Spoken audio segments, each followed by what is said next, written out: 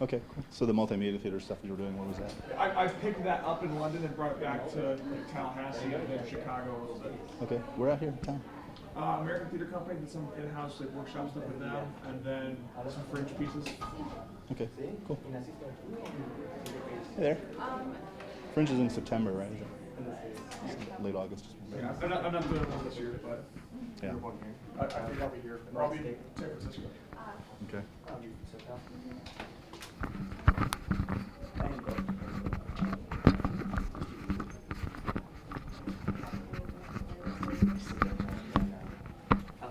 Wait for people to turn the camera on and put the timer in.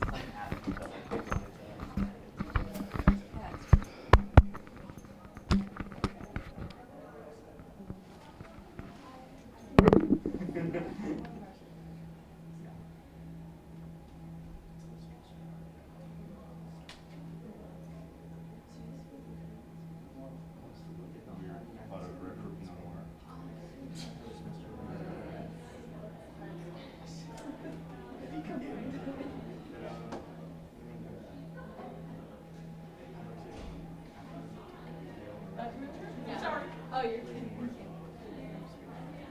Craig, you can start when you want to, okay? Okay, cool. I have to wait for those guys to the recording this.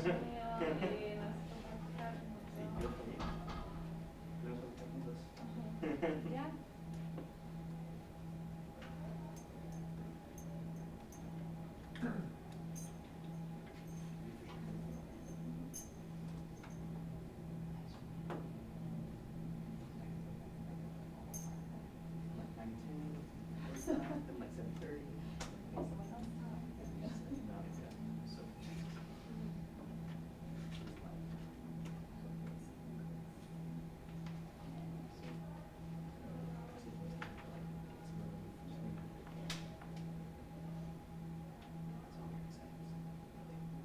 All right. Crucial information. My girlfriend left it. Did she? I mean, I don't know if I have to wait for these guys for the camera. Is it just that they just like roll it? Is it recording? I don't see any red lights in this one. It is recording. Okay. Hey guys, how are you? I'm gonna go over here now.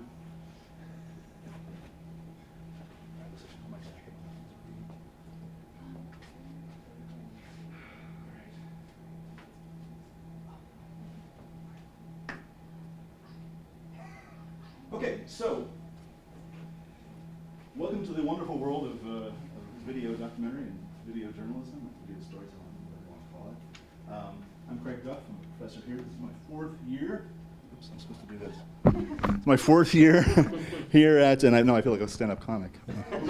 I'll be here all week. Thanks so much. This is my 4th year here. I have sort of had this fun and storied career before I got here. But I teach, sometimes I teach the documentary course, but I also teach the introductory multimedia type courses, the undergraduate video storytelling classes, and then the advanced video classes with the graduate students here. This is me shooting on the Mississippi. No, not really. Let's see. So I actually started off right out of graduate school. I had a film degree from Texas, and I got recruited by CNN. So I started there, worked there for about, at the very bottom rung, worked there for about 10 years, up to the level of executive producer there, doing environmental programs and then news magazine type shows, and then documentaries. I've done things with them, like on aircraft carriers and chasing wildfires, those kinds of things. A lot of fun. And then when the New York Times had its own channel with Discovery Channel, I did a bunch of things with them, and we did documentaries for Discovery and also with PBS. And then after that, they started doing video for the web, so I was one of the first video journalists at the New York Times, that first team of people. There aren't many of the original team left there, but they've sort of all moved on to amazing places.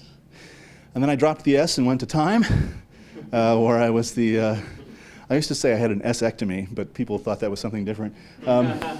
So I went to Time, and I was the multimedia editor there for about 3 years, and that was basically in charge of anything that moved or made noise. So then I did things for TBS, PBS, Discovery, etc. Last thing I did for Discovery Channel was about a film about the Arctic. I did a whole hour on the future of the Arctic Ocean. That's not real. I mean, if that was real, this. Actually, it's interesting. I was like online dating, and somebody made that so for me. I don't know what she was trying to tell me. If that really was there, then this would have been a white coat that was now all blood. Because so anyway, in between these gigs, I went to Cairo and taught there for a year, training journalists, and at the American University in Cairo. Spent a semester at Princeton teaching there before I went to Time, and then while I was at Time, I taught at Columbia's International Affairs School, and then came to Northwestern because you can't spell Medill without me, all right? Okay? And these are my colleagues, my esteemed colleagues here. This is our video faculty, our video storytelling faculty, and Brent Huffman here should be up here doing this today, but he's actually on his way to San Francisco to premiere his film there at a film festival. It's a film he did in Afghanistan about an ancient Buddhist site, an archaeological site that's about to be destroyed by a mining company because it's the site's sitting right on a copper mine. So anyway, so all of us are here to help the entire school actually tell stories in video, and we have very specific ways of doing that for everybody, and then we have ways of taking you through different tracks to get to where you want to be at the end, the kind of storytelling you want to do.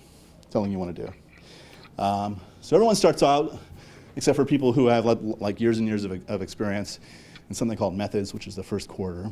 And while you're doing that, learning how to report and learning the basics and fundamentals of journalism, we're also taking you for about 5 weeks and introducing you to basic concepts of multimedia. So we start off shooting pictures, then we'll add some audio to that, then we'll add some video over this 5-week course so that you'll have, by the end of that, sort of a portfolio of knowledge on how to do the basics of multimedia.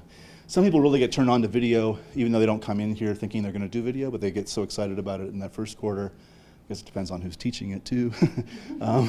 And then they'll jump into video journalism in the second quarter. And that is the class where your second quarter here in the lab, you'll be covering Chicago, and we'll put a camera in everyone's hands and teach you how to shoot with a camera at the same time that you're learning how to report in Chicago. And the idea is it all blends together, and at the end you become a video journalist. And then in your third quarter, in advanced video, what we're doing this quarter is we split it up into 2 different groups. So there's a group, this studio here will be fully equipped when you guys come here. We just started teaching in this space just 3 weeks ago. This is our first quarter teaching here. Yeah, and there are no cockroaches here. There were cockroaches at the other place. Hope this is being recorded, right? So there'll be cameras in here with this great view over there. So we have a very strong broadcast faculty. We also have strong faculty that teaches other forms of video storytelling. So in the third quarter, what we're doing this quarter is I have half a section, and the other half is working with 2 local reporters who are adjunct professors doing day-turn stories, basically coming in at 9, finishing by 5, and doing basically TV journalism. And then I'm taking the other group, and we're doing strong reporting in other different storytelling modes. So we're looking at the current wave of social media type video pieces, and AJ Plus and BuzzFeed and Now This News. We're doing one of those. We're looking at non-narrated storytelling, looking at sort of getting into the idea of a story arc and characters and those kinds of things, sort of the tenets of storytelling versus just straight broadcast. And then the last project in that class is choosing an outlet that they would aim for, like where your dream job is, and then we'll make a piece that would fit on there. So if you want to do an op doc for New York Times, or if you're really into ESPN's E60, and you want to do that kind of style of piece, then we can do that. And my goal is actually to have all of those pieces, even in the third quarter, published in major places, and I've had some success. We had, last spring when I did this, Thomas Yao did a story about a nightcrawler, this guy who basically goes out and shoots video at crime scenes at night and supplies the video to local TV stations. That ran on MSNBC's Shift digital television network. And then Matthias Meyer, did this story in Bolivia. We gave him a grant to go to Bolivia towards the end of the quarter last spring, and he went and reported for a week and shot, and then he put together a piece for the class that was about 15 minutes long, and it was quite good. And I called up my friend Rich Tanner at the New York Times and said, hey, would you mind having a look at this? And over the summer, Matthias and I scaled it down a little bit, got it closer to time, and then he worked with Rich to refine it further. And then it ran actually on the Times in December finally. It kept getting preempted by news.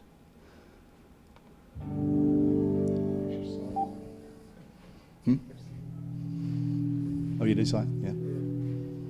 Here in Bolivia, nearly 1 million children perform some kind of labor. It's been integral to Andean culture for generations. Last year, it was legitimized as law. The legal working age is now 10. Once 12, they can even sign a contract. Págame plata.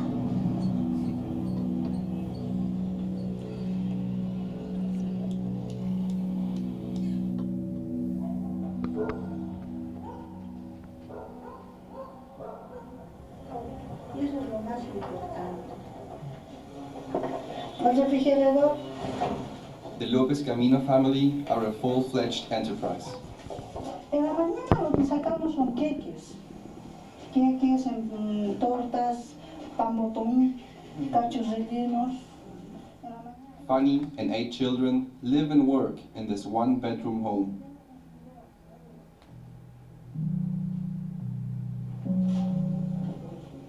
Si es que es un trabajo así como nosotros en familia, yo creo que pueden trabajar, pero con otras personas me parece muy difícil.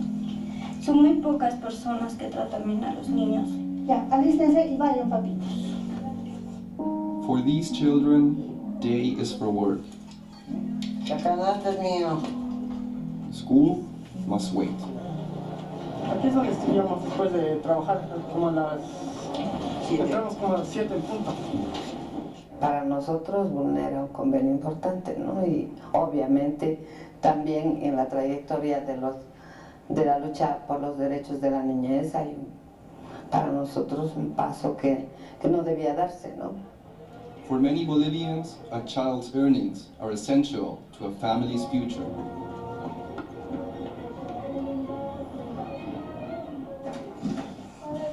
Hola, ¿cómo estás? ¿Me esperas, por favor? En el mundo occidental el tema del significado del ser niño está muy centrado en la protección, en la familia, el estudio en la escuela y el juego.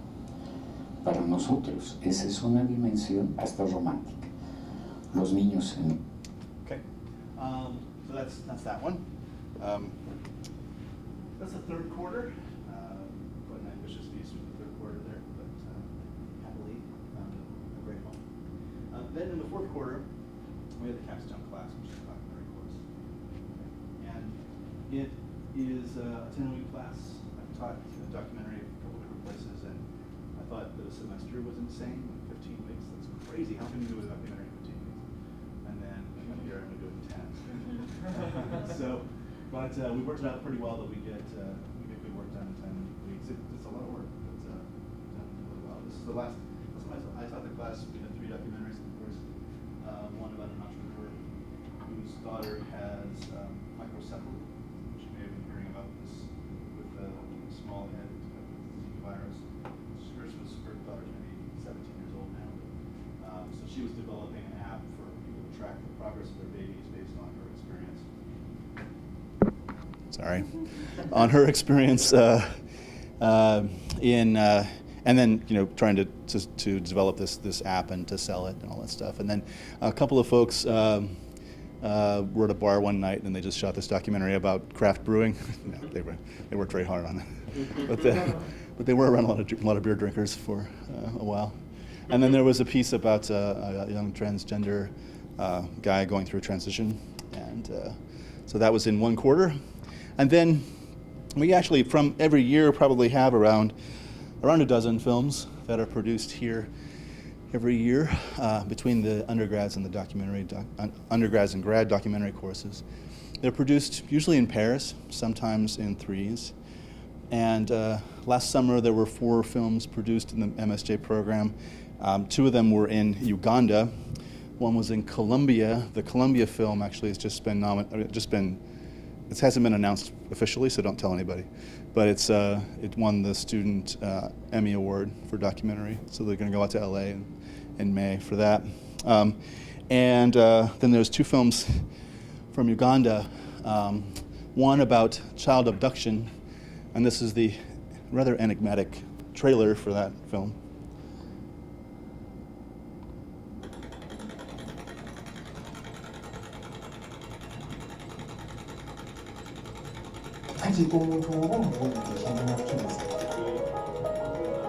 Our village mate, Miss Namuri, Margaret, her kid was kidnapped.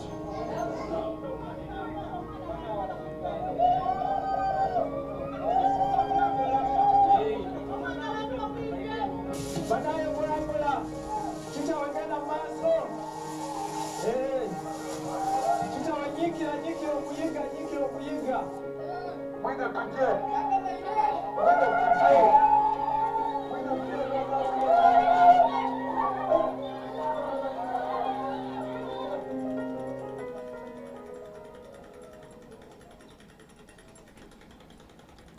I can't remember what that thing is. I need to watch the whole movie again, because I don't remember what that thing is. So that's one of the films. I know there was another one about people with albinism and how they're treated in African society. I used to live in a very miserable life, you know, to condemn myself, asking God, why was I created an albino? Many people here in Africa, they believe that if somebody gives birth to a person living with albinism, maybe it's a caste. Other people, they believe that if you get some body parts of people with albinism, you get rich faster. The others still, they believe that if you have unprotected sex with people with albinism, it cures HIV. We just need the society to understand the concept of albinism. It will help them not again to have that misperception that they have.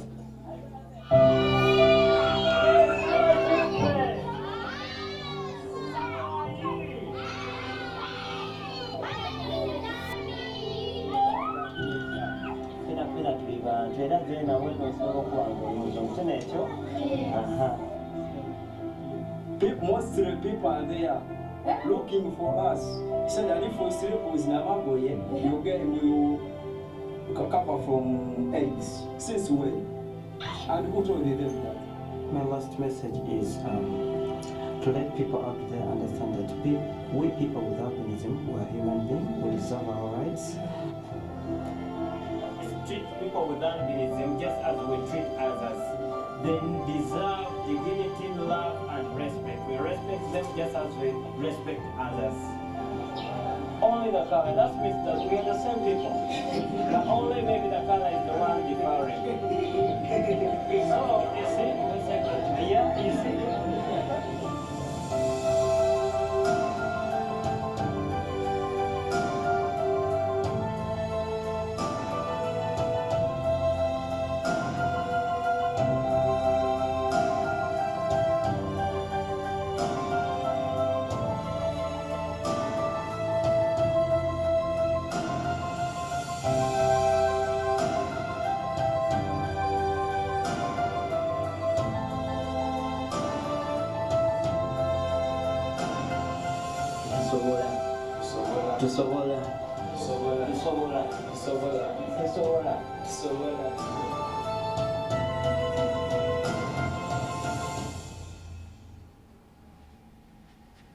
So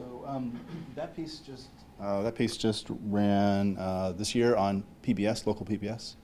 Yeah. They score their own music. How do they? That's music they acquired from somewhere. Yeah, we don't have, I mean, some people, I'm trying to think if someone composed something for somebody. I mean, it happens. Way back when I did my thesis film, I had a composer, but I don't know that anyone's done that here. We have access to different libraries. We usually do really well. In fact, documentaries out of Medill have swept the Chicago Midwest College Television Awards, Emmys, the last 6 years or so. And we also clean up in the other categories too, especially the undergrads who are doing. We have a TV show in Evanston called Northwestern News Network. And so they do a news show, and that does really well. But the documentaries have done really well, and the MSJs are often the ones who win in the local Emmys. Here's one that won that. This is by Corinne Chin, and who's now at the Seattle Times, and Matt Rhodes, who has been working with Vice on some things lately, and Fabiano Tresbach, who's actually back in Brazil now. So the three of them did this piece. This has been 2 years ago. Yeah.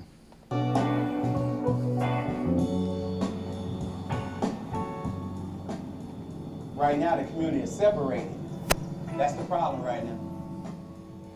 I know I'm going through the same cycle. I'm doing the same cycle what they did before. But one thing you have to do, you got to get out that circle. You have to look at that circle and see what's wrong with it. Then jump back in and fix it up to make it a better circle.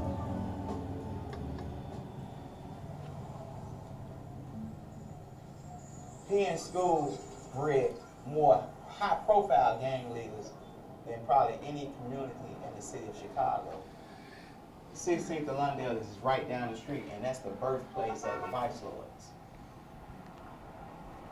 I went to Penn School. I helped tear down Penn School. So it's only right that I come back and help rebuild something that I tore down. You ready, Mr. Oliver? Mm-hmm. Good time. Do it again. Now look, that's right. Strike.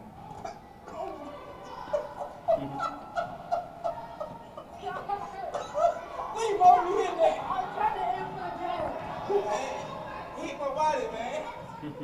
North Lawndale Boston League mission is to prevent violence, prevent our kids from being the next offender, and also to set a pace in their life.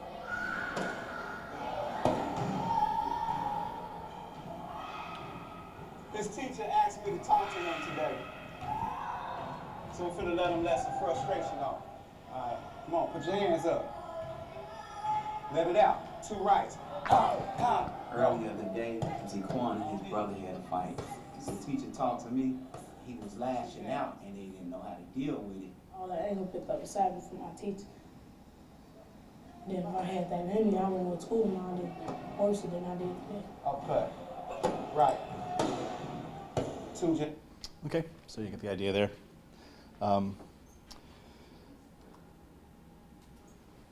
So this one won the local. I mean, it's played quite a bit, a few film festivals, things like that. So beyond the class, folks end up going to a lot of different places. In fact, here's just a few of the places that folks who've gone through our documentary program, both on the undergraduate and graduate level, are now working. You may recognize a couple of them up there. So we've got a pretty good network. Among those 15,000 that Dean Ham mentioned earlier, quite a few of them are actually in broadcast TV and also in the documentary realm. So, yeah. So that's the spiel about our program here. So I can take some questions from y'all. We have time for that. Yeah. So with documentary and with video recording, those two really intersect until the third quarter, or the fourth quarter, and then you guys. Well, I mean, it depends on the interest and the number of students interested in certain things. You know, we sort of pivot based on if we have a bunch of people who want to be, you know, anchors and reporters and stuff like that, then I go somewhere else and I work with other people. And Ava and Karen and Cheryl will work with them. But if we have a sizable number of folks who are doing it, or if there's even a couple of folks who really are really interested, then we'll find a way to work with them to do it. I'm teaching in the fall. I'm teaching the second quarter class, VJ class. So I'm hoping that we can start developing ways for students to start splitting up a little bit earlier there, so that we're preparing you for the ultimate non-broadcast kind of storytelling. But really, so the second quarter you start to specialize in being a video storyteller. In the third quarter, then you become a video storyteller of a specific kind, either broadcast or non-broadcast. And then documentary is the capstone. It doesn't mean that documentary necessarily is your final project. I mean, you could decide. I mean, you could do documentary in the third quarter, which would be kind of intense, and then do like an interactive, project in the fourth quarter, which involves documentary elements, or do the fourth quarter with an interactive project kind of thing. There's lots of different options around here. One thing I would caution you is that I know you're hearing lots of things today, and all these things are great programs we've developed here, and we have really great faculty, and you're going to be sometimes going to be overwhelmed by it. So I would work with your advisor and